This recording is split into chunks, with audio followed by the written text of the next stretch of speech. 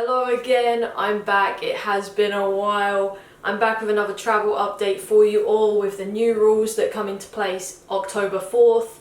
So, some good news again finally. As it stands, these updates are only for England. I will link the current rules for Scotland, Wales and Ireland below. And as always, anything I mention, I will also link that below too.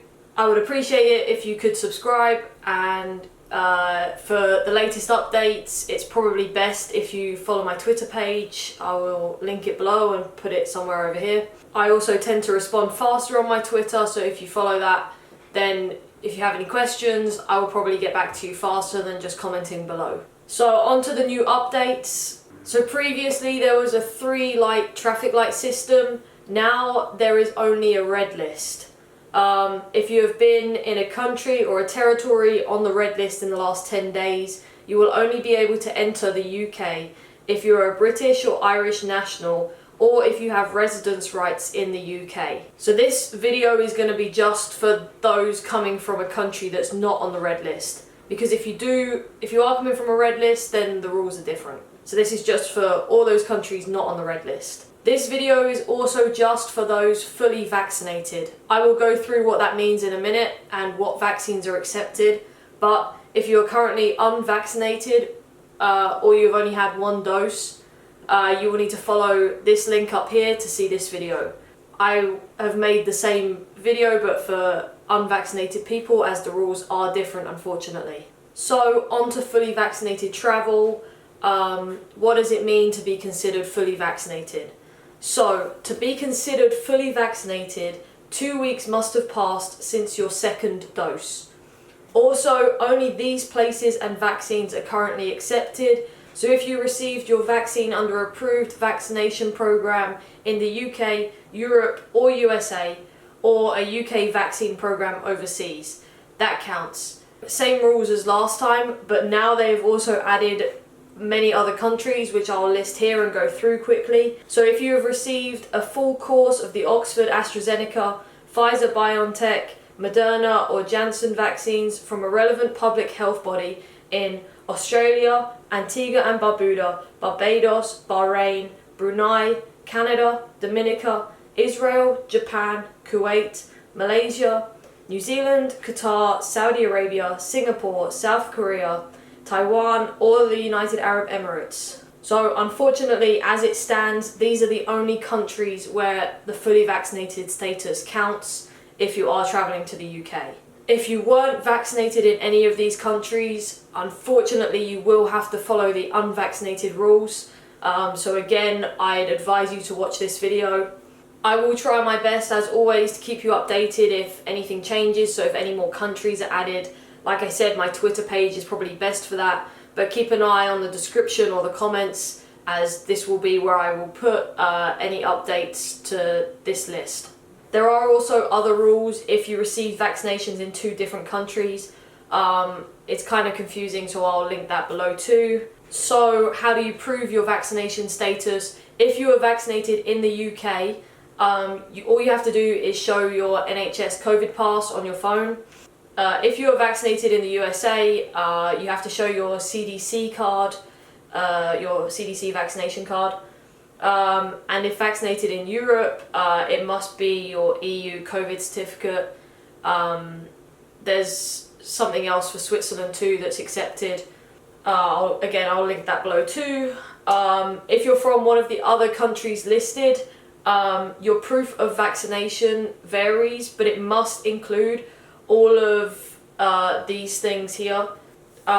If it does not include all of that information, then unfortunately you will have to follow the unvaccinated status rules. So what will you need to do if you are fully vaccinated from one of these countries? You will only need to take a day 2 test and fill out the Passenger Locator form. There is no longer any need to take a pre-departure test or a need to quarantine. So the day 2 test, what is this? It works the exact same if you've travelled before or seen any of my other videos. You must take this on or before day 2 on arrival into the UK.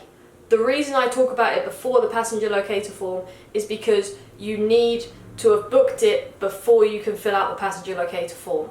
This is because when you book your day 2 test, you will get a booking reference number. This booking reference number has to be input into the passenger locator form. It will ask you for a booking reference number. Because of this, this means you cannot use an NHS test, you cannot bring a test with you. You do have to unfortunately pay for a test. Now previously this had to be a PCR test, but the government have said that if you're fully vaccinated, the day 2 test can be a lateral flow test.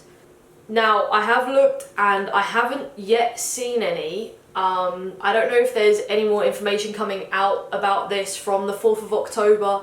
I'm not fully sure, but they did say it can be a lateral flow. I can't find any places offering a day 2 lateral flow yet. So like I said, maybe these won't come out until the 4th of October because I'm filming this on the 1st. So hopefully by the 4th there will be some lateral flows out there, as they are so much cheaper, to save you guys some money. I also heard that they're going to be as cheap as £5, which is amazing, bearing in mind the cheapest right now if you want to do a self-test at home is pretty much like £40. So this would definitely save you a lot of money. So if they do offer these, I would definitely recommend taking a lateral flow over a PCR test. I will link the cheapest options for tests. At the moment only PCR tests, but as soon as I find some lateral flow tests, if they do go with that, then I will link those below too. Otherwise, the best place to find the best test for you is the government website. I'll link it below. You get to a section like this here. It basically lists all the testing options in price order from cheapest to most expensive, and you're able to filter that on like what type of test you want. So if you want in person or if you want a home test kit, and then you can also filter that by your location. All of these are approved and all of them will give you a booking reference number. Now, if you're not from this country and you're staying in like a hotel, I would first recommend that you ask your hotel if they will take delivery of your test. If they will not, then there are 2 other options. So the first, I would recommend you look for an in-person test somewhere. These are very common across the UK and you can find them based on your location from the Gov website, which will be linked below. I think like some chains do them across the country, like I think Boots offer them. But yeah, that is one of your best options if you are staying in a hotel and not able to get the test delivered. But this does have to be booked in advance still, so you can get that booking reference number. Otherwise, your other option, which honestly is probably one of the best options out there, is to get tested at the airport. Whatever airport you arrive at, they should offer tests. And I know a lot of them are very cheap too, because I'll link those below too, because they're some of the cheaper options. I know Heathrow and Stansted offer them, and pretty much any UK airport should offer them too. So when you arrive, it counts as day 0. So you're allowed to take the day 2 test on or before day 2. So you are able to land and then take your test, take your day 2 test. Like that's fine, that counts. Then you're good. Unless you test positive, you're fine, you're good to go. I hope that all makes sense. Any questions, like I said, ask below. I'm going to briefly talk about the passenger locator form. There's really not much to say about it. You must fill this out within 48 hours before you travel to England. You won't be able to complete this form without that day 2 booking reference. So when you start to fill it out, you basically make an account and you get to like this section here. A lot of people have been getting confused here and thinking they've completed the form already, but that's not the case. You've actually just created an account. So all you have to do is click that top option, which I think it says create new form, and that will take you onto the actual passenger locator form that you have to fill out. That will ask you questions like where are you traveling from, what's the date of your arrival, what's your seat number, all of this sort of information. And like I said, you will need that test booking reference number, so make sure you have booked your day 2 test. So yeah, like I said, you just fill out all the questions. Some can be a little confusing or repetitive. There are help sites out there. I did consider making a video on it about how to fill it out, but I just didn't have the time. So if I do have time and it's something you guys would want to see, like if you need help, I know I've been saying this in my last videos, but hopefully I have more time on my hands now and I will be able to make a video to help you guys out. I can't promise it will be soon, but if you guys do need help with that, I can try my hardest to make one for you. So that's pretty much all you need to do. You just need to book your day 2 test and to fill out the passenger locator form. You will also need to have proof that you are fully vaccinated. So when you get to check-in, they will ask to see your passenger locator form and your vaccination proof. If you do not have one of these, you can be denied boarding, and you probably will.